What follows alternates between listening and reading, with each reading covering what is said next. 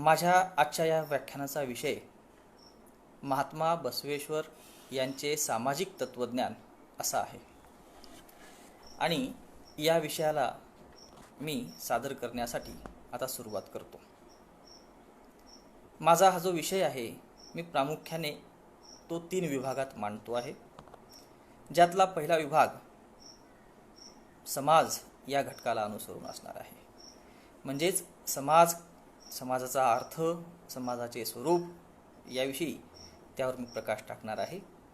आणि त्यानंतर समाजातले जे विविध क्षेत्र असतात ती कुठली असतात याच्यावरही प्रकाश टाकेल. आणि त्यानंतर समाज आणि समाजातील विविध क्षेत्र याला अनुसरून महात्मा बसवेश्वरांचे जे विचार आहेत, महात्मा बसवेश्वरांचे जे तत्त्वज्ञान आहे ते आपल्यासमोर मी मांडणार आहे. तर समाज म्हणून आपण जेव्हा पाहतो तेव्हा समाजाची एक सर्वसाधारण अशी व्याख्या आपल्याकडे रूढ आहे आणि ती व्याख्या म्हणजे व्यक्तींचा समूह म्हणजे समाज. अर्थात आपण व्यक्तीशिवाय समाजाची कल्पना करू शकत नाही. समाज हा जो आहे तो व्यक्तींपासून बनलेला आहे आणि अशा या व्यक्ती समाजाला आपण खऱ्या अर्थानं व्यक्ती समूहाला आपण समाज असं म्हणत असतो. परंतु व्यक्ती समूह म्हणजे फक्त देह होय का? याचं उत्तर नाही असं आहे.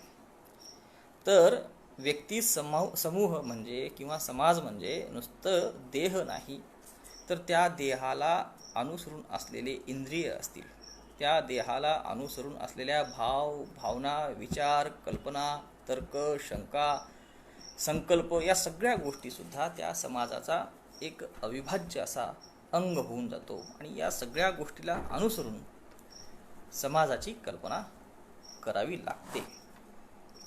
समाजाची कल्पना करीत असताना आपल्याला समाजाचा उद्देश काय आहे हे जाणून घेणे फार आवश्यक असते.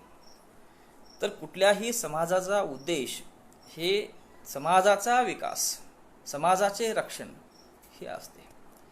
म्हणजेच समाज जीवन जगत असताना समाजाचा विकास आणि समाजाचे रक्षण या दोन्ही गोष्टी तितक्याच महत्त्वाच्या असतात आणि ह्या समाजाच्या विकासाच्या गोष्टी, समाजाच्या रक्षणाच्या गोष्टी या समाजात राहणाऱ्या व्यक्तींकडून पूर्ण करून घ्यावयाची असतात. हे पूर्ण करणारा कोण आहे? व्यक्ती आहे. फक्त तो इंडिव्हिज्युअल नाही, तो वैयक्तिक नाही, तर तो समूह स्वरूपाने या ठिकाणी असतो आणि त्याचमुळे खऱ्या अर्थानं समाज हा व्यक्तीचा विकास करणारा घटक आहे, समाज हा व्यक्तीला संरक्षित करणारा घटक आहे असं आपण म्हणत असतो. आणि मानवाचा विकास जो आहे तो कशाच्या आधारावर बनतो, त्याच्यासाठी कुठली घटक आहेत, तर या संदर्भाने जेव्हा आपण विचार करतो तर आपल्याला दिसून येतं की धर्म आहे, अध्यात्म आहे, शिक्षण, अर्थकारण, व्यवसाय आहे, न्याय आहे, समता आहे, समान संधी, समान दर्जा आहे, राजकारण आहे. या सगळ्या क्षेत्रामध्ये समाजाच्या वेगवेगळ्या या क्षेत्रामध्ये मानवाचा हस्तक्षेप असतो. किंबहुना मानवाच्या विकासाची जी काही आपण चर्चा करतो ती खऱ्या अर्थानं समाजातल्या या विविध क्षेत्राला अनुसरून असते. परंतु एक महत्त्वाचा मुद्दा असा आहे की समाजामध्ये मानवाच्या विकासाला आपण जेव्हा महत्त्व देतो तेव्हा मानवाच्या विकासामध्ये काही बाधा सुद्धा येत असतात आणि त्या बाधा जर बाजूला झाल्या नाही तर खऱ्या अर्थानं मानवाचा विकास होऊ शकत नाही. मानवाचा विकास नाही म्हणजे समाजाचा विकास नाही. समाज विकसित नाही म्हणजे समाज एकतर स्तब्ध आहे किंवा तो दुर्गतीला जातो आहे असा त्याचा आपल्याला अर्थ लावावा लागतो. आणि म्हणून खऱ्या अर्थानं समाजामध्ये ज्या काही बाधक अशा गोष्टी असतात त्या बाजूला सारणं हे व्यक्ती म्हणून आपलं कर्तव्य असतंच. त्याचबरोबर समाज म्हणून सुद्धा आपण त्या ठिकाणी त्या संदर्भात कर्तव्य पार पाडली पाहिजेत. मग ह्या समाजामध्ये बाधक ठरणाऱ्या काय गोष्टी आहेत, तर त्या गोष्टीमध्ये आपल्याला प्रामुख्याने अज्ञान, दुःख, दारिद्र्य, निरक्षरता, आळस अन्याय, अत्याचार, अवैज्ञानिकता यासारख्या गोष्टींचा उल्लेख करावा लागतो. म्हणजे ज्या समाजामध्ये अज्ञान आहे, ज्या समाजामध्ये निरक्षरता आहे, ज्या समाजामध्ये अवैज्ञानिक विचार आहेत, अशा समाजाचा म्हणावा तसा विकास होत नाही. हे आपल्या मानव संस्कृतीचं आपण अनेक उदाहरणावरून सांगू शकतो. आणि म्हणून खऱ्या अर्थानं समाजातल्या ज्या काही गोष्टी बाधा ठरणाऱ्या आहेत त्या बाजूला करणे किंवा त्या गोष्टी बाजूला सारणे हे व्यक्ती म्हणून आपले आणि या समाजाचे घटक म्हणून सुद्धा आपले कर्तव्य असते.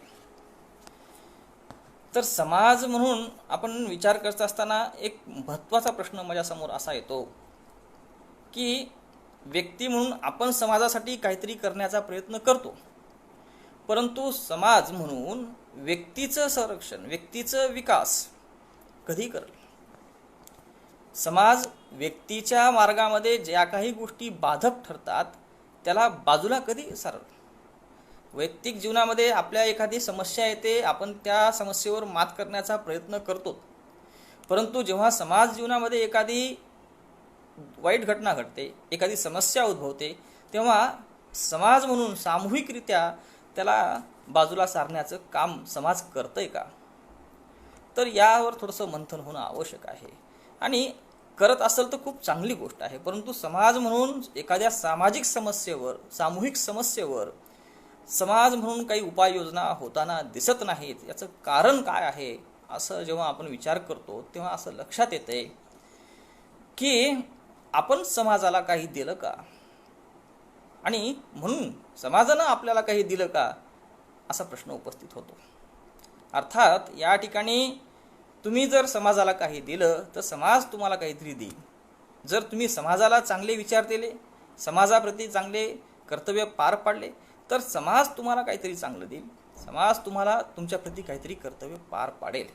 आपल्या भारतीय संस्कृतीमध्ये धर्मो रक्षती रक्षितः असं एक विधान आहे. काय अर्थ याचा? जर तुम्ही धर्माचं रक्षण केलं तर धर्म तुमचं रक्षण करेल असं सांगितलं जाते. काय आहे धर्म, काय आहे रक्षण, हे सगळे विषय आपल्या सर्वांना माहीत आहेत.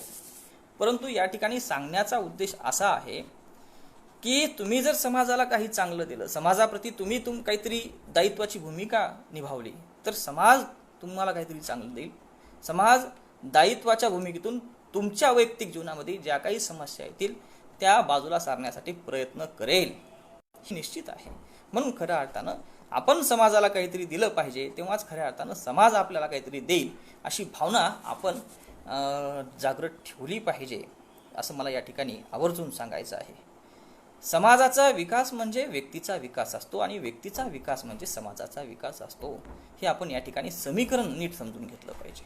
त्याशिवाय खऱ्या अर्थानं समाजाचा आणि सामाजिक तत्त्वज्ञानाचा जो काही आशय आहे, जो काही उद्देश आहे, तो आपल्याला नीट लक्षात येणार नाही. म्हणून मला आवर्जून सांगायचं आहे की व्यक्ती आणि समाज यांचा परस्पर संबंध आहे आणि हा संबंध एकेरी नाही तर दुहेरी आहे. म्हणजे व्यक्तीने काहीतरी केलं तर समाज काहीतरी करेल, हे निश्चित स्वरूपाने आहे. आणि ही गोष्ट समजून घेण्याचा आजचा हा काळ आहे असं मला या ठिकाणी आवर्जून सांगायचं आहे. पाश्चात्य देशामध्ये प्लेटो आणि अरिस्टॉटल हे फार प्रसिद्ध गुरु आणि शिष्य आहेत. साधारणपणे 20 वर्षे ते दोघंही एकमेकाच्या सहवासात होते.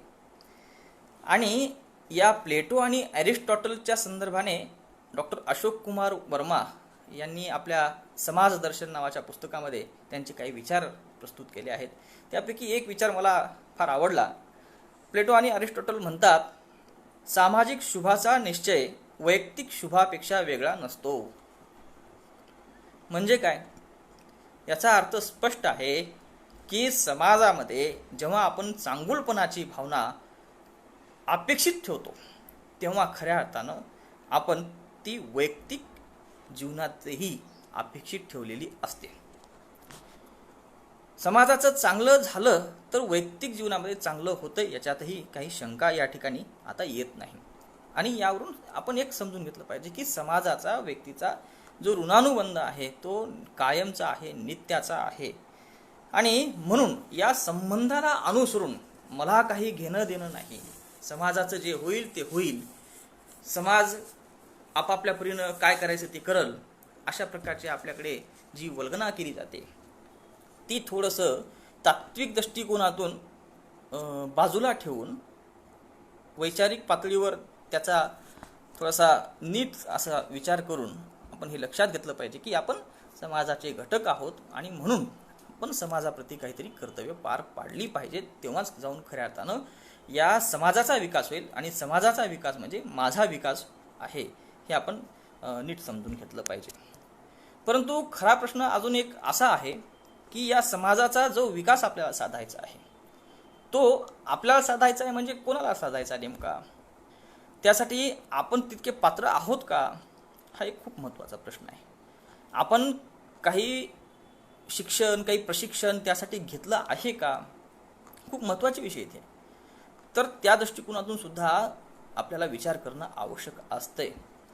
आणि या संदर्भाने जेव्हा आपण एकंदर भारतीय परंपरेचं अवलोकन करतो तर तेव्हा आपल्या लक्षात असं येते की या भारतीय परंपरेमध्ये शिक्षक नावाचा एक घटक आहे. ज्याला आपण आता शिक्षक म्हणतो तो भाग वेगळा, परंतु शिक्षक म्हणजे फक्त शाळेत किंवा महाविद्यालयात जाऊन शिकवणारा असतो तो असा नाही. तो कुठल्याही स्वरूपामध्ये असू शकतो. आपल्याकडे आईलाही शिक्षक म्हणतात, पालकांना शिक्षक म्हणतात. आणि त्या दृष्टिकोनातून आपण जर विचार केला, जो कोणी प्रतिनिधित्व करणार आहे, जो कोणी नेतृत्व करणारा आहे तो शिक्षक आहे. या भूमिकेतून जर आपण शिक्षक या शब्दाचा विचार केला तर आपल्याला म्हणता येईल की या समाजामध्ये अनेक शिक्षक आहेत आणि प्रत्येक शिक्षकाने एका आदर्श अशा समाजाच्या निर्मितीसाठी चांगले विचार रुजविणे प्रत्येक काळाची गरज असते. आणि त्या दृष्टिकोनातून आपल्या भारतीय परंपरेचं जर आपण विचार केलं तर लक्षात येईल की अगदी प्राचीन काळात म्हणजे वैदिक काळ जो होता त्या काळामध्ये सुद्धा ऋषी मुनी हे लोक जे होते ते शिक्षकाची भूमिका निभवत होते. आणि त्या काळामध्ये त्यांनी समाजाला काय दिलं, त्यांनी पुरुषार्थाचा विचार केला. धर्म, अर्थ, काम, मोक्ष हे काय आहेत, हे पुरुषार्थ जे आहेत हे खऱ्या अर्थानं आपल्या भौतिक आणि आध्यात्मिक सुखाची साधनं आहेत. जर आपण आपल्या जीवनाकडे पाहिलं नीट तर आपल्या लक्षात येईल की आपलं हे जीवन दुहेरी स्वरूपाचं आहे. ते भौतिकही आहे आणि ते आध्यात्मिक सुद्धा आहे. आणि या दोन्हीही मार्गाने आपल्या जीवनाला आकार प्राप्त करून देणे हे खऱ्या अर्थानं आपलं कर्तव्य आहे. कारण आपल्या एका वैयक्तिक जीवनाला जर आकार भेटला तर खऱ्या अर्थानं समाजाला आकार भेटतो. आणि समाजाला आकार भेटला तर आपलं जे वैयक्तिक सुख आहे, आपलं जे इष्ट आहे ते सगळं नित्याने कायम स्वरूपात सदैव अस्तित्वात राहू शकते, ते अबाधित राहू शकते, त्याला कुठलीही बाधा येणार नाही. आणि खऱ्या अर्थानं एक चांगल्या समाजाचं चित्र आपल्यासमोर उभं राहू शकते. आपला भविष्य येणारा काळ सुखाचा राहू शकतो. परंतु त्यासाठी आपल्या आध्यात्मिक आणि आपल्या भौतिक दोन्ही प्रकारच्या ज्या आपल्या तृप्ती आहेत, आपल्या ज्या साधना आहेत त्या पूर्ण झाल्या पाहिजेत त्यासाठी. आणि याचा विचार प्राचीन काळामध्ये वैदिक परंपरेत झालेला आहे. म्हणजे तिथलचे जे ऋषीमुनी होते ते शिक्षकाच्या भूमिकेमध्ये होते हे आपण त्या ठिकाणी लक्षात घेतलं पाहिजे. त्याच्यानंतर उपनिषदकारांचा जेव्हा आपण विचार करतो त्यांनी काय केलं समाजाला, तर त्यांनी सर्व खल्विदम ब्रह्म हा विचार केला. हे संपूर्ण जगत ब्रह्ममय आहे. या संपूर्ण जगामध्ये जे काही चर आणि अचर आहे ते ब्रह्ममय आहे असं सांगितलेलं आहे. आता ब्रह्म म्हणजे कुठला तरी आपल्याकडे साधारणपणे एक कल्पना अशी आहे की एखाद्या चित्र आपण पाहतो त्याच्यामध्ये ते दाढी असलेलं पांढरे केस वगैरे अशा प्रकारची ब्रह्माची जी काही कल्पना केली जाते ती किती संयुक्तिक आहे याच्यावर मला काही बोलायचं नाही. परंतु ब्रह्म या सगळ्या चित्रांपेक्षा वेगळं आहे हे आपण समजून घेतलं पाहिजे. आणि त्या दृष्टिकोनातून त्या काळाला उपनिषदकारांनी काय दिलं हे आपल्याला या ठिकाणी सांगायचं आहे. त्यानंतर आपण नंतरचा काळ पाहतो, सांख्यकार आहेत, न्यायकार आहेत. सांख्यांनी कार्यकारणाचा सिद्धांत दिला. म्हणजे त्या काळामध्ये नुसतं ईश्वर किंवा ब्रह्म हा एक विषय महत्त्वाचा नव्हता. त्या काळामध्ये कार्य वेगवेगळ्या घटना घडायच्या आणि त्या घटनांच्या संदर्भाने काय कार्य आहे, काय कारण आहे याचा विचार होणं अपेक्षित होतं आणि ते त्या काळाला सांख्यकारांनी दिलेलं आहे. त्यानंतरचा काळ न्यायवैशेषिकांचा आहे. न्यायवैशेषिकांच्या काळामध्ये पुन्हा आणखीन त्याच गोष्टी झालेल्या नाहीत. त्या काळातल्या त्या ऋषीमुनींनी, म्हणजे ते शिक्षक होते त्या काळातले, ते प्रतिनिधित्व करणारे लोक होते, त्या काळातल्या लोकांनी वैज्ञानिक विचार सुद्धा या समाजाला दिलेले आहेत. म्हणजे समाजाची जी काही गरज असते, जे जे काही म्हणून समाजाला चांगलं चांगलं आपल्याला द्यावं लागते, ते ते देण्याचं काम समाजातल्या या प्रतिनिधित्व करणाऱ्या लोकांनी, शिक्षक म्हणून वागणाऱ्या लोकांनी केलेलं आहे. हे आपल्याला या ठिकाणी आवर्जून सांगायचं आहे. आपण पतंजलींच्या संदर्भात मुद्दामून उल्लेख केला पाहिजे या ठिकाणी, की त्या काळामध्ये वास्तविक पाहता पतंजली ही वैदिक ऋषी आहेत, परंतु त्यांनी वेदांप्रमाणे पुन्हा पुन्हा ऋषांचा उल्लेख, उपनिषदातल्या श्रुतींचा उल्लेख, स्मृतींचा उल्लेख असं काहीही केलेलं नाही. त्यांनी एक नवीन पर्याय या समाजाला दिला होता. काय पर्याय होता? तो होता यम आणि नियमांचा, अष्टांग मार्गाचा, अष्टांग योगाचा. आणि या अष्टांग योगाच्या माध्यमातून त्यांनी काय सांगितलं, की तुम्ही तुमचं शरीर निर्मळ ठेवा, स्वच्छ ठेवा, आणि त्याचबरोबर त्या शरीरामध्ये जो आत्मा वसलेला आहे, जे चित्त वसलेलं आहे, त्या चित्ताला, त्या आत्म्याला, त्या मनाला सुद्धा तुम्ही शुद्ध करा. आणि ही ती काळाची गरज होती. त्या त्या काळानुसार त्या त्या शिक्षकांनी, त्या त्या प्रतिनिधींनी ते ते दिलेलं आहे. हे आपल्याला या ठिकाणी समजून घ्यायचं आहे. आपण जैनांचा जर काळ पाहिला तर त्यांनी काय केलं, की समाजाला महाव्रतांचं देणं दिलं. त्यांनी महाव्रतांची शिकवण दिली. बुद्धांनी काय केलं, बुद्ध पुन्हा ईश्वराच्या संदर्भात चर्चा करत नाहीत. या सृष्टीची उत्पत्ती कशी झाली यावर ते फार भर देत नाहीत. त्या काळाची काय गरज होती हे त्यांनी ओळखलं आणि त्या त्या काळामध्ये त्यांनी जे द्यायला पाहिजे ते दिलं. त्यांनी समाजामध्ये दुःख पाहिलं, दारिद्र्य पाहिलं, आणि ह्या दुःखापासून कसं मुक्त होता येईल याचा विचार या समाजाला दिला. या दुःखाचं कारण काय आहे याचा विचार त्यांनी या समाजाला दिलेला आहे. म्हणून खऱ्या अर्थानं आपल्याला समजून हे घ्यावं लागेल, की हे जे विचाराची परंपरा आपल्याकडे भारतामध्ये आहे, ती त्या त्या काळानुसार आपल्याकडे ती रुजलेली परंपरा आहे. ती अचानकपणे आली असं आपण जेव्हा म्हणतो तसं म्हणायला काही कारण नाही, कारण त्याच्या मागची पार्श्वभूमी असतेच. त्याला पार्श्वभूमी असते, काहीतरी ते कारण स्वरूपात असू शकते. आपण त्याच्यावर वेगळ्यानं चर्चा करायला पाहिजे. परंतु मला एक या ठिकाणी सांगायचं असं आहे, की समाजामध्ये जेव्हा जेव्हा आपण नवीन विचार पाहतो तेव्हा तेव्हा ते त्या काळाची गरज असते आणि म्हणून ते आलेले आहेत असं आपल्याला त्या ठिकाणी मानून चालावं लागते. तर आतापर्यंत तुम्ही जे वैदिक ऋषींपासून ते अगदी म्हणजे जैन परंपरेपर्यंत, बुद्ध परंपरेपर्यंत मी जे काही विचार सांगितले आहेत, त्यांचे विचार या ठिकाणी सांगितले आहेत, त्यावरून आपल्याला एक लक्षात घ्यायचं आहे, की समाजामध्ये नुसतं धर्म या विषयाने सगळं काही चालत नाही, नुसतं अर्थ या विषयाने चालत नाही, मोक्ष या विषयाने चालत नाही, तर त्याबरोबर वैज्ञानिक विचारही द्यावे लागतात. त्याबरोबर शरीर आणि मनाला स्वच्छ ठेवणारे विचारही या समाजाला द्यावे लागतात. या समाजाला तुमच्या वैयक्तिक जीवनामध्ये जे काही दुःख निर्माण झालेलं आहे, त्या वैयक्तिक जीवनाचं दुःखाचं कारण काय आहे हे सुद्धा या समाजाला सांगावं लागतंय. आणि त्या दृष्टिकोनातून आता तुम्हाला काय कर्म करायचे आहेत हे सुद्धा या समाजाला सांगावं लागतंय. ते प्रत्येक समाजातल्या प्रतिनिधीचं कर्तव्य असते. आणि म्हणून मला असं म्हणायचं आहे, की आपल्या ह्या संबंध भारताच्या परंपरेचा आपण जर विचार केला तर या परंपरेमध्ये धर्मालाही तितकंच महत्त्व आहे, अध्यात्मालाही तितकंच महत्त्व आहे, विज्ञानालाही महत्त्व आहे, आणि नीतिमत्तेलाही, नैतिकतेलाही, नीतिशास्त्रालाही तितकंच महत्त्व आहे. आणि या सगळ्या गोष्टीला अनुसरून कर्म करण्याला महत्त्व आहे. धर्माला अनुसरून कर्म, अध्यात्माला अनुसरून कर्म, नीतीला अनुसरून कर्म, विज्ञानाला अनुसरून कर्म करणे हे या काळाची गरज आहे. म्हणजे ही काळाची गरज पूर्वीही होती, आज तर आहेच आहे, परंतु ही मध्ययुगीन काळात सुद्धा ही बाब गरजेची होती. किंबहुना आपल्या भारतीय परंपरेमध्ये त्याही पूर्वीपासून धर्म, अध्यात्म, नीती, विज्ञान या सगळ्यांना अनुसरून चर्चा झाल्याचं आपल्याला या ठिकाणी बिलकुल म्हणता येईल. तेव्हा आता या ठिकाणी मला असं वाटतंय, की हे जे समाजाचे घटक आहेत, या सगळ्या घटकांना अनुसरून समाजाचे हे जे क्षेत्र आहेत, धर्म, अध्यात्म, विज्ञान, नीती, तर ह्या सगळ्या गोष्टीला अनुसरून महात्मा बसवेश्वरांचे विचार आहेत.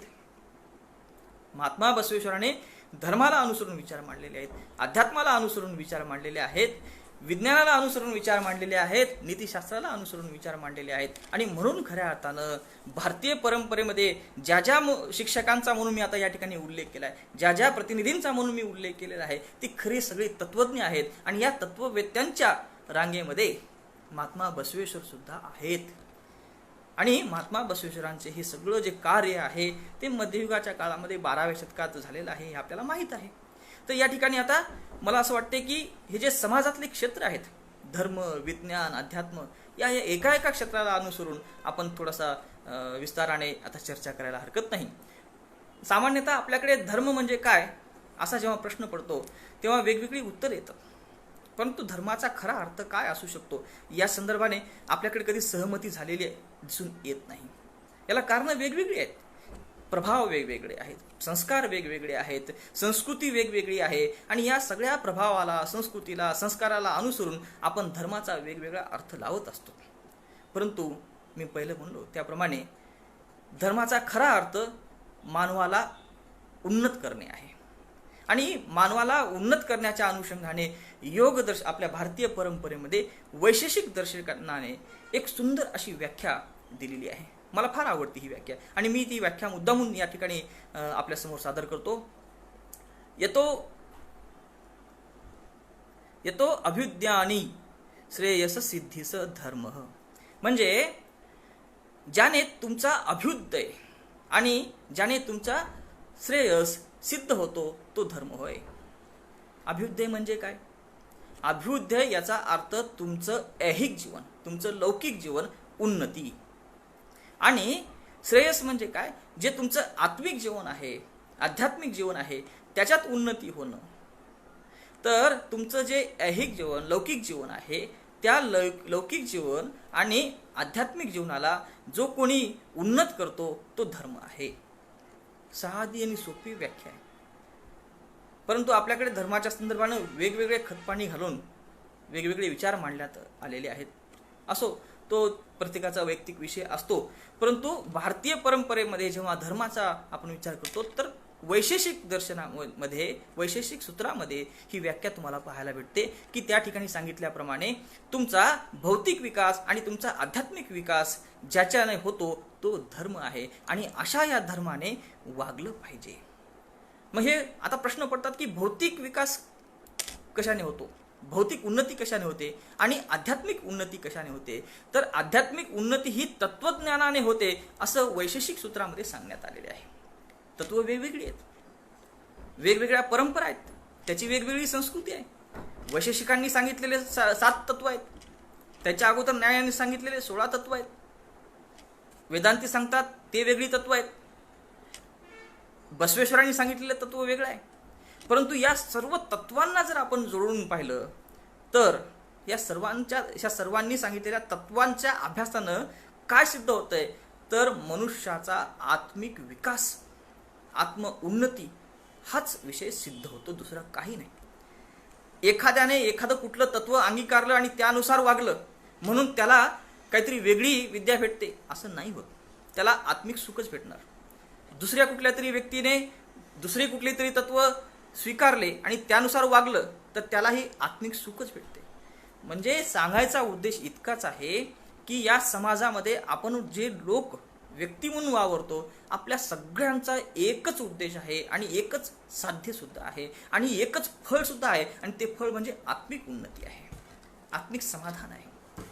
मग काही लोक ते भौतिक दृष्टिकोनातून स्वीकारतात, काही लोक ते आध्यात्मिक दृष्टिकोनातून स्वीकारतात, परंतु ते स्वीकारतात हे खरं आहे. आणि या दृष्टिकोनातून प्रत्येक व्यक्ती जरी विचारधारा वेगवेगळ्या असल्या तरी एकाच विचाराचे आहेत. हे वेगळेपणामध्ये एकपण आहे, हे आपण नीट समजून घेतलं पाहिजे. मीमांसकांनी धर्माची व्याख्या केलेली आहे, त्यांनी सांगितले धर्माची व्याख्या त्यानुसार कर्म करावी लागतात. कर्म कोणती? वेदांना अनुसरून ती कर्म करायची असतात. त्या ठिकाणी तो वेगळा संदर्भ आहे. त्यांच्या दृष्टिकोनातून वेदाला अनुसरून जी कर्म केली जातात तो धर्म आहे. वैशेषिकांनी सांगितलं तो वेगळा विषय आहे. वैशेषिकांनी तत्वज्ञानाने अनुसरून आपण जर कर्म केले तर तो तिथलचा जो धर्म आहे तो वेगळा आहे. तर धर्माच्या व्याख्या वेगवेगळ्या असल्या तरी धर्माचा जो ध्येय आहे आणि धर्माचं फळ जे आहे ते आहे आत्मिक सुख, आत्मिक समाधान. आणि या आत्मिक समाधानाच्या दृष्टिकोनातून आपण सगळे लोक झटत असतो आणि हे झटलं पाहिजे. वेगवेगळ्या खिडक्या असतात, वेगवेगळे दरवाजे असतात आणि त्या वेगवेगळ्या दरवाज्यातून आपण बाहेर पडतो, आत येतो. तर हे आत येणं जाणं हे सगळं चालत असते. तर त्यासाठी काही म्हणजे हा दरवाजा लहान, हा दरवाजा मोठा, ही खिडकी चांगली, ही खिडकी वाईट असं काही नसते.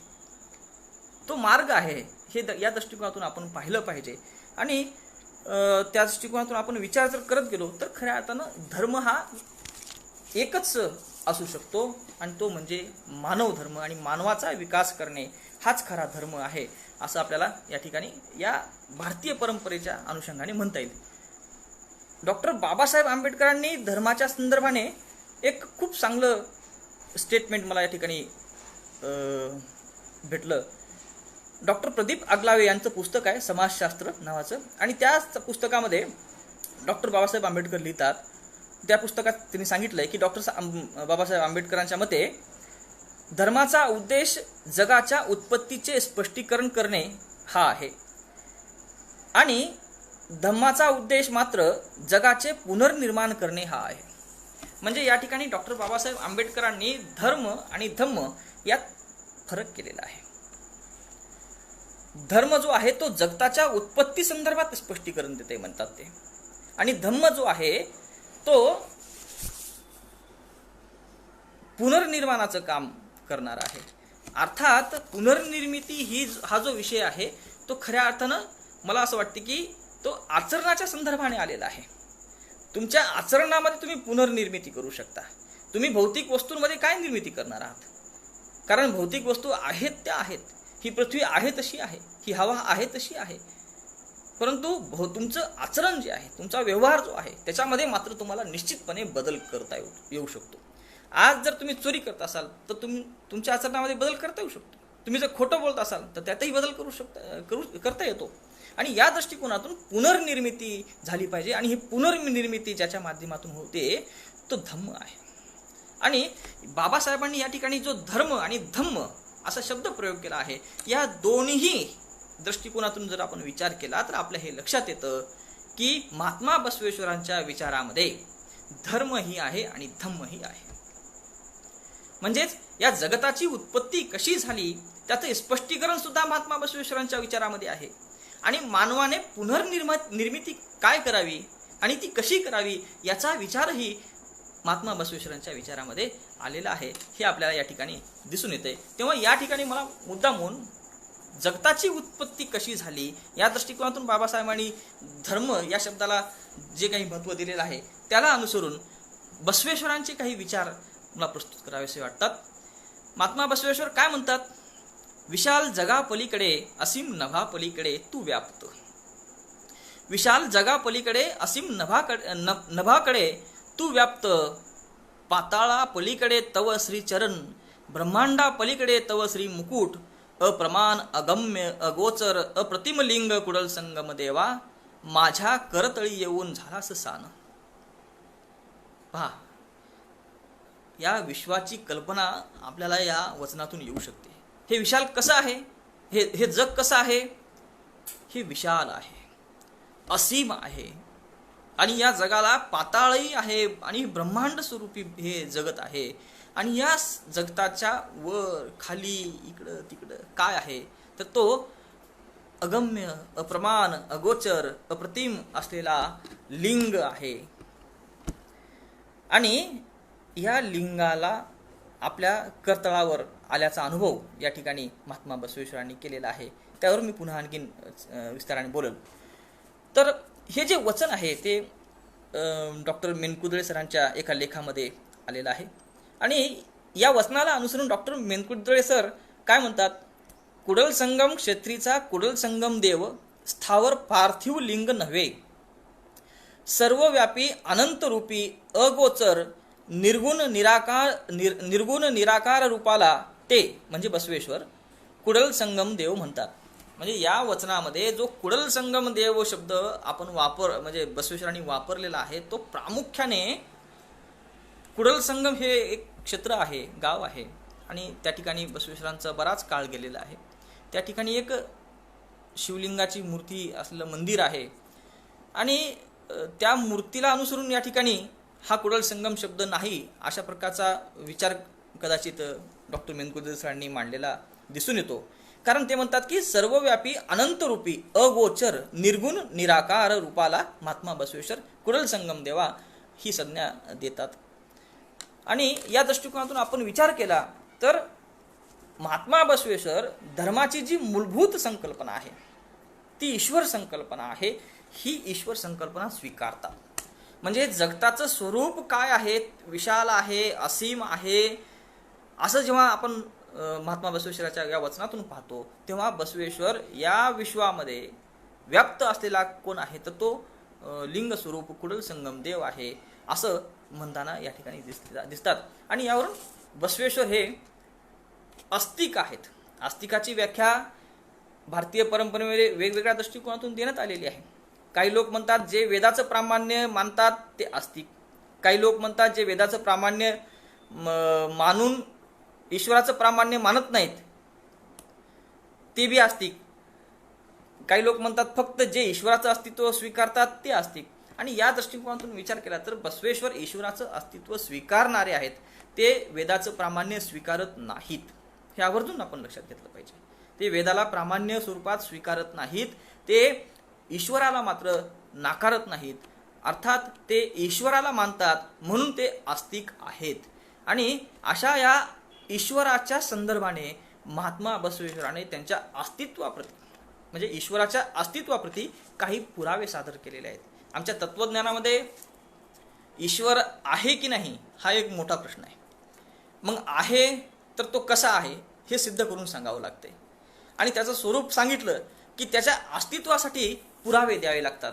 आणि त्याच दृष्टिकोनातून मी जेव्हा विचार करतो तेव्हा बसवेश्वरांच्या विचारामध्ये सुद्धा ईश्वराच्या अस्तित्वाचे काही पुरावे त्यांनी दिलेले आहेत असं लक्षात येते. एक वचन आहे, ते म्हणतात, हे शाश्वत सर्व शक्तिमान विश्वंभरा सृष्टीदाता महादेवा, नच श्रेष्ठ यापरी दूजा न शब्द न देव, रखवाला तूच विश्वाचा, स्वर्ग नरकनी साऱ्या विश्वात अवघा तूच सर्व व्याप्त, हे कुडल संगम नाथा. या वचनामध्ये आपल्याला काही महत्वाचे शब्द लक्षात ठेवायचे. ती म्हणजे शाश्वत, सर्व शक्तिमान, सृष्टीदाता, रखवाला, हे सगळे शब्द बसवेश्वरांनी ईश्वराला अनुसरून व्यक्त केलेले आहेत. ईश्वर कसा आहे, तो शाश्वत आहे. वास्तविक पाहता आपण ह्या भौतिक जीवनाला जेव्हा पाहतो, भौतिक जगताला जेव्हा पाहतो, बाह्य जगताला जेव्हा पाहतो, यामध्ये सतत परिवर्तन होताना आपल्याला दिसते. म्हणून आपल्याला असं वाटते की हे जगत जे आहे ते अशाश्वत आहे, याच्यामध्ये सगळं काही परिवर्तनीय आहे. परंतु एक काहीतरी गोष्ट शाश्वत असली पाहिजे असं आपलं मन, आपलं बुद्धी आपल्याला सांगत असते. आणि बसवेश्वरांनाही त्यांच्या बुद्धीने, त्यांच्या मनाने सांगितलं की या विश्वामध्ये असं काहीतरी असलं पाहिजे जे शाश्वत आहे, या विश्वामध्ये असं काहीतरी असलं पाहिजे जे सर्व शक्तिमान आहे.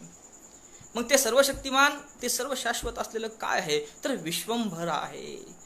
तोच कोण आहे, महादेव आहे. याच महादेवानं या सृष्टीची उत्पत्ती केलेली आहे असं या वचनातून ते म्हणतात. आणि या ठिकाणी एक गोष्ट खूप महत्वाची आहे, नच श्रेष्ठ यापरी दूजा न शब्द न देव. हे जे वाक्य आहे यामध्ये त्यांनी सांगितलेलं आहे की या महादेवापेक्षा, या सृष्टीदात्यापेक्षा, या सर्व शक्तिमान असलेल्या, शाश्वत असलेल्या विश्वंभरापेक्षा कोणीही श्रेष्ठ नाही असं ते म्हणतात. परंतु त्याचबरोबर ते काय म्हणतात, न शब्द न देव. याचा अर्थ काय आहे, शब्द हे श्रेष्ठ नाहीत म्हणतात ते देव हे सुद्धा श्रेष्ठ नाही असं म्हणतात. या ठिकाणी शब्द या शब्दाचा अर्थ काय लावायचा खूप महत्वाचा आहे. तर तो काळ जर आपण पाहिला आणि बसवेश्वरांचं एकंदर जर अभ्यासाचं, त्यांच्या चिंतनाचं आपण जर स्वरूप पाहिलं तर आपल्याला लक्षात हे घेतलं पाहिजे की हा या ठिकाणी जो शब्द आलेला आहे त्या शब्दाचा अर्थ असा होतो की वेद हे श्रेष्ठ नाहीत. वेद हे शब्द स्वरूपामध्ये स्वीकारलेले आहेत या भारतीय परंपरेमध्ये. आणि त्या वेदाला उद्देशून कदाचित ते म्हणत असतील की न शब्द न देव. कारण देवाची संकल्पना सुद्धा, देवतांची संकल्पना सुद्धा 33 कोटी देवतांचा आपल्याकडे उल्लेख केला जातो. परंतु ते कोटी याचा अर्थ वर्ग, कॅटेगरी असा लावला पाहिजे. तर या वेदामध्ये 33 देवतांचा सुद्धा उल्लेख झालेला आहे. आणि कदाचित त्या अनुषंगाने महात्मा बसवेश्वर म्हणत असतील की नच श्रेष्ठ यापरी दूजा न शब्द न देव. आणि या दृष्टिकोनातून आपण जर लक्षात घेतलं तर महात्मा बसवेश्वर हे फक्त महादेवालाच देव मानतात, ते विश्वंभराला देव मानतात, कारण तोच शाश्वत आहे, शक्तिमान आहे. या ठिकाणी ते असंही म्हणतात की हा जो देव आहे तो सर्व व्याप्त आहे. म्हणजे माझ्या तुमच्या इकडं तिकडे जिकडे पाहाल तुम्ही तिकडे तो आहे, असं त्या ठिकाणी म्हणतात ते. आणि यावरून मला बसवेश्वराच्या समकालीन साहित्यामध्ये एक वाक्य मला फार सुंदर वाटते. ते वाक्य असं, लिंगमेव परब्रह्म तस्य नाम चराचरम. म्हणजे हे लिंग काय आहे, परब्रह्म स्वरूप आहे, असं तिथं परमरश्यातला तो एक श्लोक आहे आणि त्याच्यात म्हटलेलं आहे असं ते, लिंगमेव परब्रह्म तस्य नाम चराचरम. आपण जेव्हा सर्वव्याप्त या शब्दाची चर्चा करतो, त्याचं विश्लेषण करतो, तेव्हा आपल्याला सर्व म्हणजे चर आणि अचर याचा विचार करावा लागतो. सर्व व्याप्त म्हणजे तो चरातही आहे, अचरातही आहे. आणि या अर्थानं तो म्हणजे परमरश्यात सांगितल्याप्रमाणे तो परब्रह्म आहे, तो लिंग आहे. तो लिंग जो आहे तोच परब्रह्म आहे आणि तोही चर आणि अचरामध्ये समाविष्ट आहे, म्हणजेच तोही सर्व व्याप्त आहे. आणि अशा या तर्काच्या आधारावर, म्हणजे तो शाश्वत असला पाहिजे म्हणून आहे, तो सर्वशक्तिमान असला पाहिजे म्हणून आहे, तो सर्व व्याप्त असला पाहिजे म्हणून आहे, असं या ठिकाणी बसवेश्वर सांगतात. हे आपल्याला लक्षात घ्यायचं आहे. बसवेश्वराचं एक वचन आहे आणखीन फार सुंदर. आता या ठिकाणी बसवेश्वरांनी ईश्वराचं अस्तित्व स्वीकारलेलं आहे. मी ईश्वरावर संबंधी ही जी चर्चा करतो आहे ती धर्म या संकल्पनेला अनुसरून करतो आहे. कारण धर्मामध्ये ईश्वर ही संकल्पना मूलभूत स्वरूपाची संकल्पना आहे. ईश्वराशिवाय आपण धर्माची म्हणजे खास करून बसवेश्वर आणि बसवेश्वरांचा जो पूर्वीचा जो काही कालखंड आहे, या कालखंडाचा आपण जर विचार केला तर यामध्ये फक्त आणि फक्त चार्वाक बौद्ध वगळता इतर सर्व संप्रदायाच्या लोकांनी ईश्वराचं अस्तित्व स्वीकारलेलं आहे. आणि म्हणून बसवेश्वर सुद्धा ईश्वराचं अस्तित्व जेव्हा सांगतात, ईश्वराच्या संदर्भाने जेव्हा चर्चा करतात, तेव्हा ती खूप महत्त्वाची वाटते. आणि याच ईश्वराच्या अस्तित्वाला अनुसरून धर्माची चर्चा सुद्धा आपल्याला करावीच लागते. धर्म ईश्वराला वगळून आपल्याला सांगता येणार नाही. बसवेश्वरांच्या विचारातूनही आपल्याला तेच म्हणायचं आहे की धर्म हा जो आहे तो ईश्वराच्या अस्तित्वाला स्वीकारून चालणारा आहे. आणि मग या ईश्वराचं एक स्वरूप जे आहे ते लिंग स्वरूप आहे. महात्मा बसवेश्वरांच्या वचनामध्ये लिंग हा शब्द वारंवार आणि अनेक ठिकाणी आलेला आहे. तर हे लिंग काय आहे हे आपल्याला थोडक्यात समजून घ्यायचं आहे. बसवेश्वरांचं एक वचन आहे, पृथ्वी जल अग्नी वायू आकाश हे सर्व आधी आधारमूळ परमात्मा लिंगामध्ये. लिंग हे परमात्मा आहे. वास्तविक पाहता आत्मा तुमच्यात आहे, माझ्यात आहे, सर्वांमध्ये आहे. परंतु या आपल्या सर्वांमध्ये एक परम आहे आणि ते परमात्मा होय. आणि असा हे परमात्मा स्वरूप जे आहे ते लिंग आहे. आणि या परमात्मा स्वरूप लिंगामध्ये हे पाचही महाभूत आलेले आहेत. आपण यापूर्वी वैशेषिकांनी सांगितलेली धर्माची व्याख्या पाहिली. त्यामध्ये त्यांनी तत्वज्ञानाचा उल्लेख केलेला आहे. म्हणजे तत्वज्ञानाने निःश्रेयस प्राप्त होते असं वैशेषिक म्हणतात. आणि ही तत्व कोणती आहेत? त्यांनी 7 तत्व सांगितलीत. त्या 7 तत्वापैकी एक तत्व जे आहे ते द्रव्य आहे. आणि त्या द्रव्यामध्ये 5 द्रव्य कोणती आहेत तर पृथ्वी, जल, अग्नी, वायू, आकाश. आणि हे सगळी 5 तत्वे कुठं समावलेली आहेत? ती परब्रह्म लिंगामध्ये समावलेली आहेत असं महात्मा बसवेश्वर म्हणतात. हे इनोव्हेशन आहे. हे नाविन्यपूर्ण विचार बसवेश्वरांनी दिलेला आहे. ज्यांना वैशेषिकांनी भौतिक तत्व म्हणून स्वीकारलेलं आहे, त्या भौतिक तत्वाचं अस्तित्व कुठं आहे? ते परमात्मा लिंगामध्ये आहे, म्हणजे ते चैतन्यामध्ये आहे. असा हा विचार या ठिकाणी बसवेश्वरांनी आपल्याला दिलेला आहे. मग हे चैतन्य स्वरूप लिंग जे आहे, आताच मी सांगितलं की लिंगमेव परब्रह्म तस्य नाम चराचरम. परब्रह्म चैतन्य स्वरूप आहे आणि ते चर आणि अचरामध्ये आहे. चर आणि अचर, भौतिक आणि अभौतिक, भौतिक आणि चेतन दोन्हीमध्ये आहे. आणि असं हे चैतन्यमय असलेलं जे मूळ रूप आहे, लिंग रूप आहे, ते खऱ्या अर्थानं ते आधी आहे, मध्य आहे की अंतिम आहे हे नेमकं सांगता येत नाही. ते अगम्य आहे असं बसवेश्वर म्हणतात. आणि त्याही पुढे जाऊन बसवेश्वर म्हणतात, सकल वेदशास्त्रांनाही त्याचे वर्णन करणे असाध्य. खरं आहे, वेदशास्त्र होऊन गेले, परंतु वेदशास्त्रालाही खऱ्या अर्थानं महादेवाचं वर्णन करता आलं नाही, विश्वंभराचं वर्णन करता आलं नाही. हा सृष्टीदाता कसा आहे हे नेमकेपणानं सांगता आलं नाही, कारण त्यांनी वेगवेगळ्या पद्धतीनं ते सांगितलेलं आहे. बसवेश्वरांना कदाचित असं हे वेगवेगळ्या पद्धतीने जे सांगितलेलं आहे ते अपेक्षित नसावं, म्हणून ते असं या ठिकाणी म्हणतात की वेदशास्त्रांनाही त्याचे वर्णन करणे असाध्य. आपल्याकडे निर्गुण हा शब्द वापरला जातो, परंतु बऱ्याच लोकांना असं वाटते की निर्गुण म्हणजे गुणरहित, गुणहीन. परंतु निर्गुण या शब्दाचा अर्थ गुणरहित होत नाही, गुण नसलेला होत नाही, तर त्याचा अर्थ होतो वेगवेगळे गुण असलेला. त्याच्यात गुण आहेत, परंतु गुण असंख्य आहेत, वेगवेगळे आहेत, आणि अशा या असंख्य गुणांपैकी नेमका त्याचा कोणता गुण सांगावा हे जेव्हा सांगता येत नाही, तेव्हा त्याला आपल्याला निर्गुण म्हणावं लागते. आणि हा जो लिंग स्वरूप परमात्मा आहे तो कसा आहे, तर निर्गुण आहे, हे बसवेश्वरांनी सांगितलेलं आहे. परंतु बसवेश्वरांची अपेक्षा आहे की त्याला एका विशिष्ट पद्धतीमध्ये, एका विशिष्ट दृष्टिकोनातून, आपल्याला सहज स्वरूपातून तो सांगता आला पाहिजे. आणि म्हणून पुढे जाऊन बसवेश्वर त्या परमात्मा महादेवाचं, विश्वंभराचं, ईश्वराचं वर्णन इष्टलिंग स्वरूपात करतात. आता हा इष्टलिंग जो आहे तो भारतीय परंपरेमध्ये वीरशैव लिंग आहेत, आता परंपरा जी आहेत याच्यामध्ये तो फार प्रसिद्ध आहे.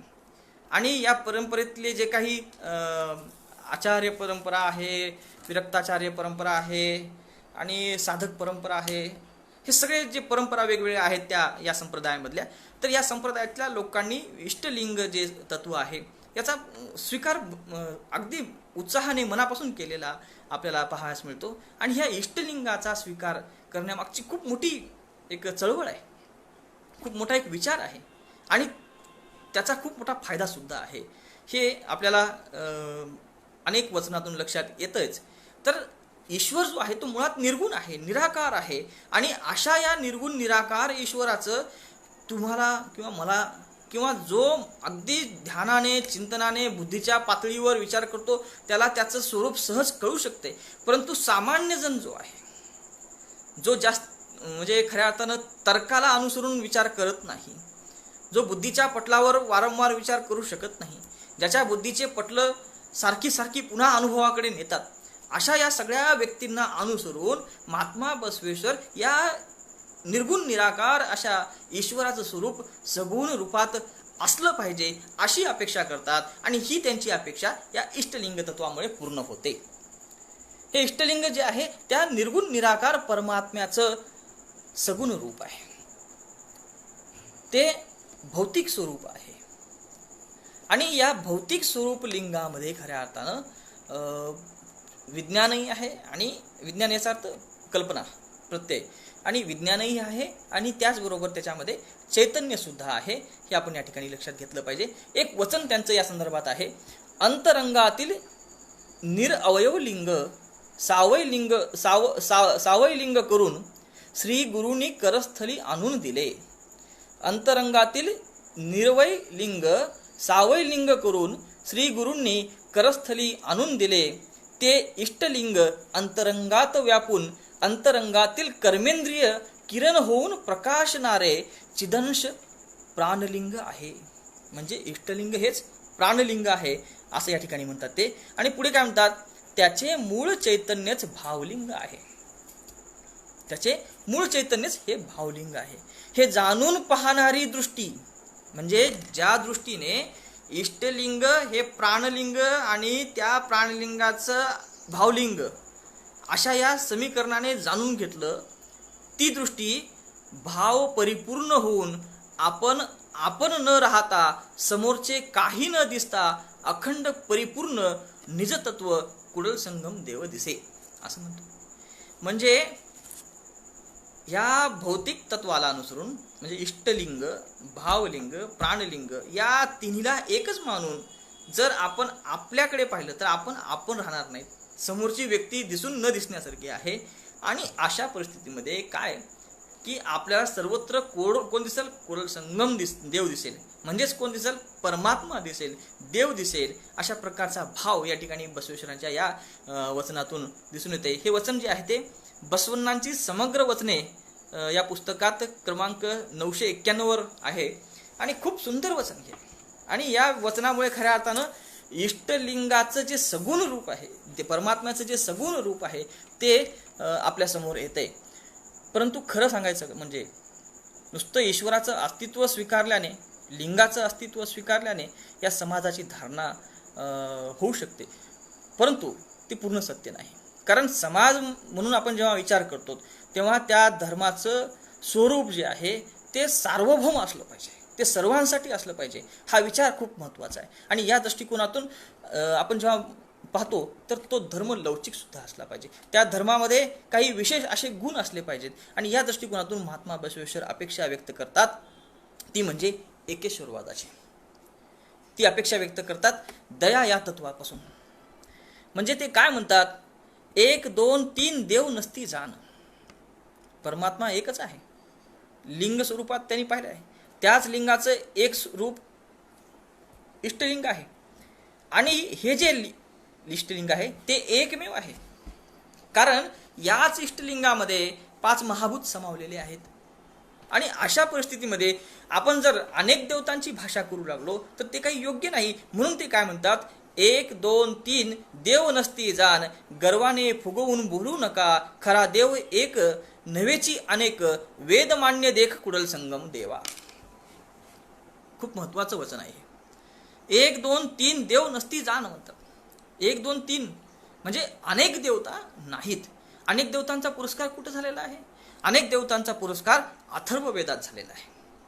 अनेक देवतांचा पुरस्कार पुराणांमध्ये झालेला आहे. आणि म्हणून खऱ्या अर्थानं महात्मा बसवेश्वर अथर्ववेदाचं अस्तित्व नाकारण्यासाठी म्हणून कदाचित म्हणत असतील, 1 2 3 देव नसती जाण, गर्वाने फुगवून बोलू नका. अथर्ववेदातला हा जो विचार आहे महात्मा बसवेश्वरांना कदाचित पटलेला नाही, म्हणून ते म्हणतात 1 2 3 देव नसती जाण. परंतु शेवटी महात्मा बसवेश्वरांनी काय म्हटलेलं आहे, वेद मान्य देख कुडल संगमा. या ठिकाणी वेद मान्य म्हणजे अथर्ववेदातल्या अनेक देवतांचं अस्तित्व त्यांना मान्य नाही, परंतु शेवटी ते म्हणतात वेद मान्य देख. का म्हणतात? कारण ऋग्वेदामध्ये एक ऋचा अशी आहे की त्या ठिकाणी काय म्हटलंय, एकम सदविप्रा बहुधा वदंती. म्हणजे एक सत्य आहे आणि विप्र म्हणजे विद्वान लोक त्याला वेगवेगळ्या नामानं उच्चारत असतात. आणि हा जो विचार आहे तो खऱ्या अर्थानं एकेश्वरवादाचाच पुरस्कार करणार आहे. आणि म्हणून शेवटी बसवेश्वर म्हणतात वेद मान्य देख कुडल संगम देवा. परंतु त्याही पुढे जाऊन आपण जर समाजाची ही व्यवस्था पाहिली, समाजाचं अवलोकन केलं तर वास्तवामध्ये समाज मात्र एकेश्वरवादाचा पुरस्कार करत नाही.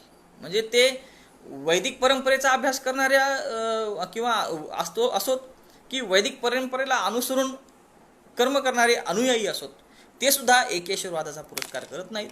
आणि बसवेश्वरांना अपेक्षित असल्याप्रमाणे बसवेश्वराचे अनुयायी म्हणून अनेक लोक आपण पाहतो की ते सुद्धा एकेश्वरवादाचा पुरस्कार म्हणावा तसा करत नाहीत. एकेश्वरवादाचा पुरस्कार करण्यामध्ये खूप फायदा आहे, मानसिक फायदा आहे, भौतिक फायदा आहे, आर्थिक फायदा आहे, भरपूर फायदे आहेत त्याचे. तो एक वेगळा विषय होऊ शकतो. म्हणून या ठिकाणी एकेश्वरवादाच्या संदर्भानं बसवेश्वरांचं हे वचन खूप महत्त्वाचं आहे. आणि महत्त्वाचं आणखीन एक गोष्ट म्हणजे हा जो धर्म म्हणून आपल्याकडे रूढ आहे त्या धर्मामध्ये आता कशा पद्धतीची सगळी अवस्था आहे आपण पाहत आहोत. आणि म्हणून बसवेश्वर काय म्हणतात, दयारहित धर्म कोणता भूवरी, सकल प्राण्यांवर दया कीजे कुडल संगम देवा. आज आपण पाहतो की जगातले खूप चांगले देश आहेत ते इस्रायल आणि पॅलेस्टाईन, त्यांच्यामध्ये युद्ध होत आहे. खऱ्या अर्थानं ते भूमी आहे ती अगदी शांतप्रिय व्यक्तीच्या अस्तित्वाची ती ठेवा असलेली भूमी आहे. आणि त्या ठिकाणी हा संघर्ष पाहायला नको वाटतो. आणि मग अशा परिस्थितीमध्ये बसवेश्वराचा हा जो विचार आहे दयारहित धर्म कोणता भूवरी, खूप मारक असा आहे. म्हणून या ठिकाणी आपल्याला आवर्जून सांगावंच वाटते, तुम्ही धर्म म्हणून कशाचाही स्वीकार करा, कोणत्याही धर्माचा स्वीकार करा, परंतु त्या धर्मामध्ये दया असली पाहिजे हे तुम्ही आवर्जून पहा. आणि त्याशिवाय त्या धर्माला अर्थ प्राप्त होत नाही. त्याशिवाय खऱ्या अर्थानं समाजामध्ये एक विशिष्ट अशी स्थिरता येत नाही, समाजाला एक आदर्श अशी मूल्ये मिळत नाहीत. कारण दया असली तर प्रेम असतं, प्रेम असलं तर त्याग असतो, त्याग असलो तर समर्पण असतं, समर्पणातूनच खऱ्या अर्थानं काय होते, स्वीकार्यवाद निर्माण होतो. आणि मी तुमचा विचार स्वीकारला, तुम्ही माझा विचार स्वीकारला तर खऱ्या अर्थानं त्याच्यातूनच समाजाचं संघटन मजबूत होते. आणि समाजाचं संघटन झालं तर समाजाचं एकीकरण झालं तर काय होतंय, समाजाचा विकास होतो. आणि म्हणून खऱ्या अर्थानं दया हा खूप महत्त्वाचा घटक या समाजामध्ये असला पाहिजे. आणि तो धर्माच्या माध्यमातून या समाजामध्ये जर रुजला तर तो निश्चितपणे नित्य स्वरूपामध्ये टिकून राहू शकतो, असं या ठिकाणी या वचनाच्या आधारे आपल्याला समजून घेता येऊ शकते. समाज जीवन जगत असताना धर्म तो खूप महत्त्वाचा आहे, परंतु धर्माच्या नावावर ज्या काही क्रिया केल्या जातात, जे काही कर्मकांड केले जातात, जे काही विचार समाजामध्ये पसरविले जातात, ते विचार व्यक्तीच्या विकासामध्ये बाधा तर ठरत नाहीत ना, याचा वारंवार विचार करणं हे शिक्षकाचं, प्रतिनिधी करणाऱ्या लोकांचं कर्तव्य असते. आणि या दृष्टिकोनातून बसवेश्वरांनी सुद्धा यावर लक्ष केलं आणि त्यांच्या लक्षात आलं की या समाजामध्ये नक्षत्र, ज्योतिष अशा वेगवेगळ्या गोष्टी आहेत की त्याचं खूप थैमान इथं झालेलं आहे. आणि अशा ह्या सगळ्या गोष्टी माणसाच्या आध्यात्मिक म्हणा, भौतिक म्हणा, विकासासाठी बाधक ठरू शकतात, हे त्यांच्या लक्षात आलं. आणि म्हणून त्यांनी खऱ्या अर्थानं जे काही लोक ज्योतिष पाहतात पारमार्थिक दृष्टिकोनातून ते योग्य नाही असं त्यांना म्हणायचं आहे. ते म्हणतात बोटे मोजून परमार्थ शक्य होत नाही. ते म्हणतात देहाशी शिनवून मनाशी कळवून साधावे म्हणती तव चरण, हे उचित नाही. म्हणजे ते उपवास, नवस या सगळ्या गोष्टीचाही विरोध करतात. कारण हे सगळ्या गोष्टी ज्या आहेत त्या माणसाच्या जीवनामध्ये कुठंतरी अडसर येणाऱ्या आहेत आणि या सगळ्या गोष्टीला ते कडाडून विरोध करतात. नवस फेडणे म्हणजे दंड भरणे नव्हे का, असा एका ठिकाणी ते प्रश्न विचारतात. आपल्याकडे नवसाची पद्धत खूप प्राचीन काळापासून आहे असं ऐकण्यात येतं, परंतु ती किती प्राचीन आहे तितकं माहीत नाही. परंतु सध्या तरी नवसाची परंपरा अस्तित्वात आहे. आणि याच नवसाच्या परंपरेला अनुसरून महात्मा बसवेश्वर म्हणतात नवस फेडणे म्हणजे दंड भरणे नव्हे का. तर खूप यावर विचार करण्यासारखा विषय आहे, चर्चा करण्यासारखा विषय आहे. आणि याशिवाय आपल्याकडे भविष्य पाहणाऱ्यांची आता काही कमी नाही. आता नवीन नवीन उपकरणाच्या सहाय्याने भविष्य पाहणारे लोक आहेत. खरं तर हे भविष्य पाहणं, नवस करणं, उपवास करणं हे काही माणसाच्या विकासाचे लक्षण नाही. ठीक आहे, माणसाच्या विकासासाठी याचा किती फायदा होतो हा काही म्हणजे खरं तर चर्चेचा विषयच होऊ शकत नाही. उलट माणसाच्या विकासामधल्या ह्या सगळ्या बाधक आहेत. वार वेळ पाहणं, गोत्र पाहणं, जात पाहणं, जातीला अनुसरून कर्म करणं, हे सगळं माणसाच्या विकासामधले हे अडथळे आहेत. आणि या दृष्टिकोनातून बसवेश्वरांनी विचार केला होता, विचार मांडले होते. त्यांचे विचार खऱ्या अर्थानं आजही तितकेच प्रासंगिक आहेत. आणि असे हे सगळे बाधे जर बाजूला सरले तर एक अध्यात्माला मानणारा, सर्व क्षेत्रामध्ये, सर्व ठिकाणी सर्व ईश्वर, सर्वत्र ईश्वर आहे असा मानणारा एक समाज निर्माण होईल. आणि अशा या समाजाला बसवेश्वर म्हणजे संस्कार देतात. तो संस्कार दिला पाहिजे. आता जेव्हा तुमची एक भावना होऊन जाते तेव्हा खऱ्या अर्थानं संस्कार दिला तर तो संस्कार अंतरंगात रुजतो, असा एक विचार या ठिकाणी आपण समजून घेतला पाहिजे. म्हणजे भारतीय परंपरेमध्ये आपण पाहतो की संघटित झालं, एक झालो की मग तिथे एक विचार द्यायचा असतो आणि तो विचार तिथं तेव्हा रुजतो, कारण तो सगळ्यांनी आपला म्हणून स्वीकारलेला असतो. म्हणून पहिल्यांदा संघटन करायला पाहिजे आणि त्यानंतर आपल्याला जे विचार मुळात रुजवायचा आहे, जो तत्वस्वरूपात आहे, तो आपण तेव्हा दिला पाहिजे. बसवेश्वरांनी संघटनेच्या स्वरूपातून म्हणजे ईश्वराच्या माध्यमातून, लिंगाच्या माध्यमातून, इष्टलिंगाच्या माध्यमातून एका समाजाची रचना करण्याचा प्रयत्न केला आहे.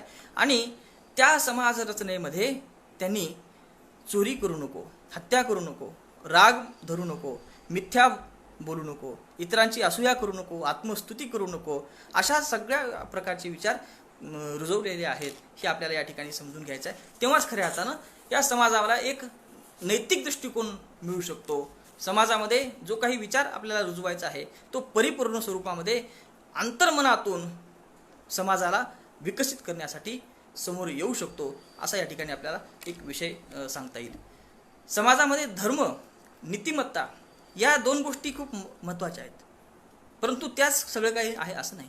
या समाजाचा गाडा चालवायचा असेल तर या ठिकाणी आपल्याला समाजाला श्रम करण्याचं शिक्षण दिलं पाहिजे, श्रमाचं महत्त्व सांगितलं पाहिजे. आणि बसवेश्वरांनी हे सांगितलेलं आहे. बसवेश्वर म्हणतात व्रत सुटले तरी चालेल पण कायक सुटता काम नाही. व्रत सुटले तरी चालेल पण कायक सुटता कामाचं नाही. म्हणजे श्रम तुम्ही केलं पाहिजे, श्रमाला महत्त्व दिलं पाहिजे, असं या ठिकाणी महात्मा बसवेश्वर आवर्जून सांगतात. म्हणजे ते कायकाचा आग्रह धरतात या ठिकाणी, आणि त्याचबरोबर ते दासोहचा सुद्धा आग्रह धरतात. आणि हे कायक आणि दासोह त्यांच्या तत्वज्ञानातला खूप महत्त्वाचे 2 मूल्य आहेत, आर्थिक मूल्य आहेत हे. आणि या आर्थिक मूल्याच्या आधारावर खऱ्या अर्थानं समाज स्थिर राहू शकतो, हे आपल्याला या ठिकाणी लक्षात घेण्यासारखा विषय आहे. आणि महत्त्वाचा एक विचार म्हणजे भारतीय परंपरेमध्ये धर्म, अर्थ, काम आणि मोक्ष हे विचार आलेले आहेत. अर्थ हे भारतीय परंपरेमध्ये प्राचीन काळापासून उदरनिर्वाहासाठी तर आहेच, परंतु त्याच्याशिवाय की नाही जीवनाचा पूर्ण काही जो काही गाडा आहे तो सफल होत नाही, तो सिद्धीस जात नाही, असा त्याच्या मागचा तो अर्थ आहे. परंतु हे लक्षात घेतलं पाहिजे की जेव्हा तुम्ही अर्थाचा निर्वहन करता तेव्हा ते सद्मार्गानं केलं पाहिजे, ते चांगल्या मार्गानं केलं पाहिजे. म्हणून हीच बाब या भारतीय परंपरेमध्ये महात्मा बसवेश्वरांच्या विचारातून सुद्धा आपल्याला पाहायला मिळते. महात्मा बसवेश्वर म्हणतात, पापियाचे धन प्रायश्चितासाठी, सत्य कार्यासाठी नोहे. पापियाचे धन प्रायश्चितासाठी, सत्य कार्यासाठी नोहे जाण. श्वानाचे ते दूध तया पिल्लासाठी, पंचमृतासाठी नाही ते जाण. कुडल संगम देवा.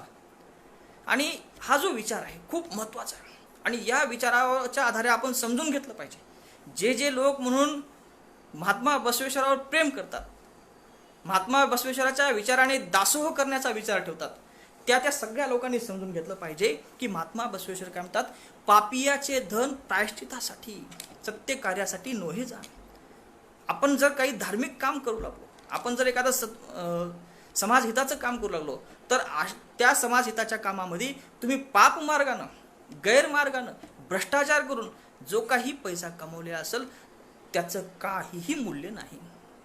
आणि म्हणून खऱ्या अर्थानं सत्याच्या मार्गाने, सदाचाराच्या आधारावर तुम्ही तुमचं अर्थार्जन केलं पाहिजे, हा विचार या ठिकाणी बसवेश्वरांनी या समाजाला दिलेला आहे. आणि हा समाजातला सगळ्यात महत्त्वाचा विषय आहे, कारण प्रामाणिकता जर समाजामध्ये नसेल तर समाजाचा विकास कशाच्या आधारावर आपण मानायचा.